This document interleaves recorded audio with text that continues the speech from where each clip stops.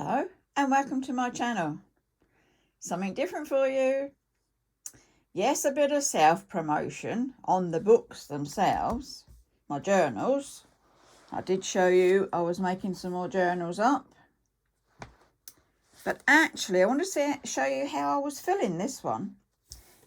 If you are unlucky enough, like myself, to have fibromyalgia, then sometimes journaling about it can really help. You can see I've put teddies on the front and a fibro sticker that I found on Pinterest. And it's got, round that way perhaps for you, all different tabs related to me and my fibro. Let's go through this gently then. I'll just take a seat so that I can show you easier. Right, so the first page, this was when I'd done very early on. I was diagnosed in 2011, I think. It was either 10 or 11 that they diagnosed it. Oh yes, you have fibromyalgia. Thank you very much. Trouble is, you went to the rheumatologist and after absolutely months, years of random pains and fatigue and everything else. So you get to see the rheumatologist and he says, oh, yes, he checks your trigger points and your touch sensitive points. Oh, yes, you've got fibro. Here's a leaflet. Away you go. Nothing we can do for you. I thought, oh, thank you very much. So you have to start looking after yourself. Now, I mean, there are fibro groups about that you can join. There's stuff online. There's magazines online. So you can find help. Let's have a look. But anyway, this was my take. So my faithful Pinterest, and I was downloading specific bits that meant a lot to me. So I put them down. I like that one.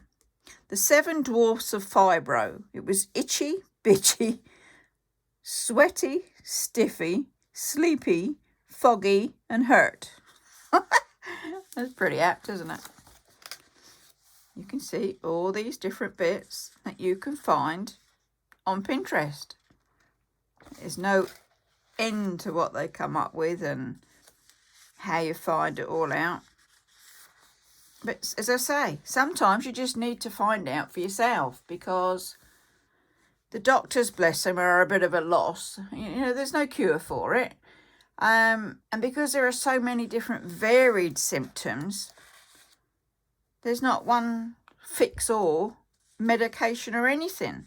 A lot of them put you on painkillers or they put you on happy pills or, you know, for me, what do?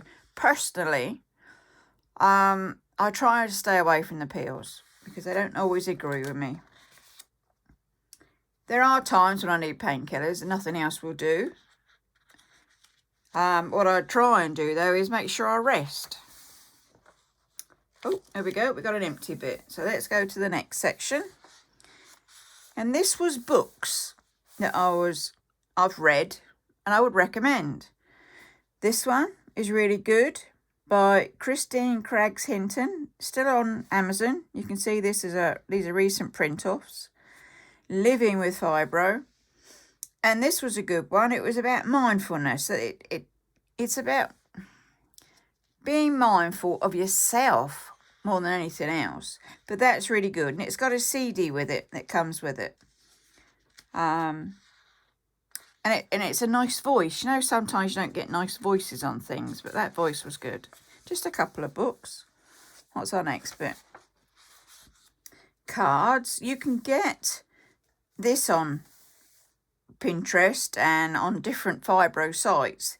And you print it off and cut it up, stick it together, and you've got a card to show people, you know, that you're a sufferer. And it says symptoms include, goes on. It should go on like this, but obviously there's not room. So that's always handy. This is my sort of pain relief. I use the Voltrol quite a bit. I use an Emu Balm by Lauren Care. Deep Heat can come in helpful. Tiger Balm can help. A TENS machine for pain. I did try it. It didn't help a lot, but there's always a suggestion there. I'm always open to suggestion. Poetry. Yes, there's always a poem. So it says pain. I wish I could help you in your quest to be healthy. It would not even help if we were wealthy. I wish I could help you with your pain. For you to be pain-free would be such a gain. You've been for the scans, you've taken the pills, you've nearly tried it all. But when the results come back and they can see nothing at all, what's that you're told in the doctor's call? So you keep soldering on in the hope that one day your pain will be gone. You never know, do you? We live in hope. What have we got here? Different websites. So you might want to pause this and take some of these down. These are UK in the main, obviously, because I'm in the UK. These are the main websites that have a lot of information for you. That one's a good site. The arthritis site, Versus Arthritis, is a good site. It's not just a fibro site, but obviously they're linking that fibro is part of arthritis. All linked. YouTube, some different ones.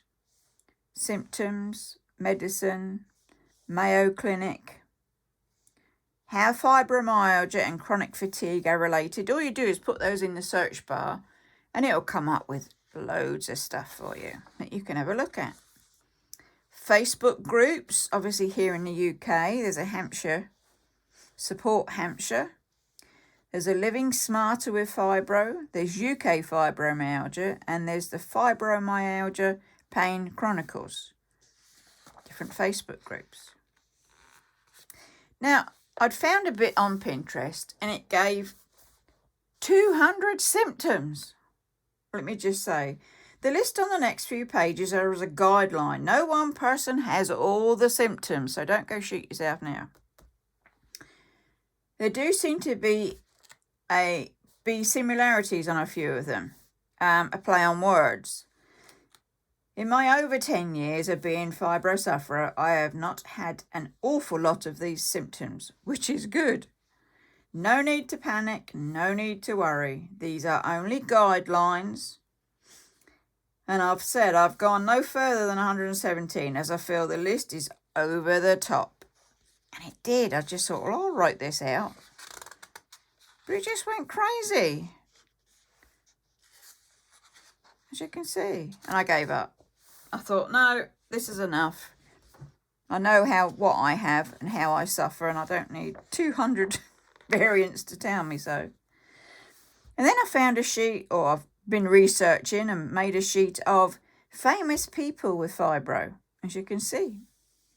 All of these, there's lots of actors and singers in there, obviously because they're coming up on the screen. What do we have next? Alternative therapies. You've got complementary ones, alternatives, mindfulness, see the book page. Massage can be relaxing if done gently. It's no good someone coming at me trying to give me a sports massage. It just won't happen. Reflexology, again, the gentle bit. The heat pad, something I really recommend. They are good, especially when my back kicks off and you can just sit there with the heat. And to me, that's glorious. My symptoms. Well, yeah. It was a general bit of my symptoms. You saw that, what could have been a 200 line symptoms. For me, it's widespread pain. It's morning stiffness. It's brain fog. It's fatigue. It's poor sleep quality, it's IBS, and it's extreme sensitivity. And it goes down. These just are those blown out a bit more. Anxiety, depression, yeah, restless legs. Extreme tiredness that does not improve with sleep, definitely. But that's where your chronic fatigue comes in, isn't it? My self-help. So how do I help myself? Gentle massage, therapy, heat pad. lots of rest.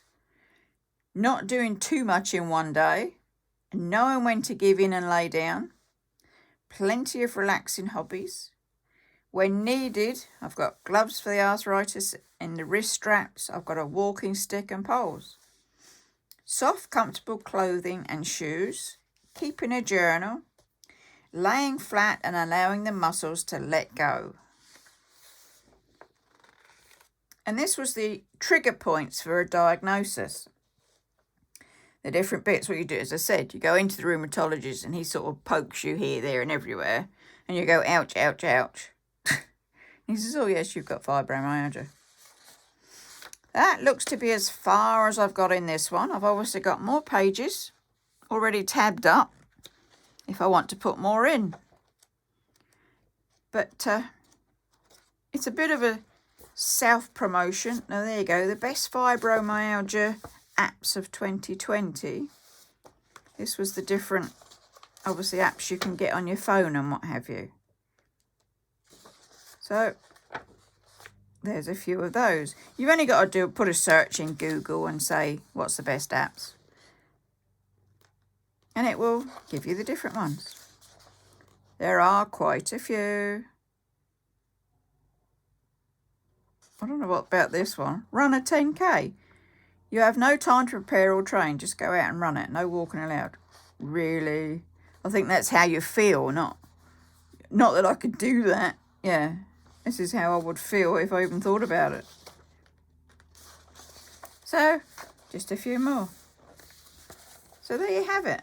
This was my fibromyalgia journal.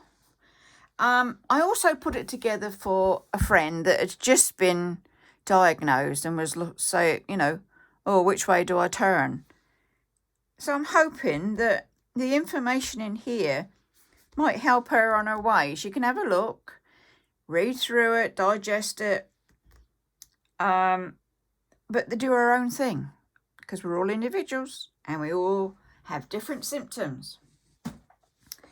So, if you want one of these, a blank one, clearly, it's a 120 dot line paged journal. Head on over to Amazon and look under Linda K. Miller with the title of Fibromyalgia Journal, and up it'll pop. Not too expensive. There's this size. There is a 6. This is an A4 size. There is a 6x9 inch and there is an A5 size. So plenty of sizes to choose from.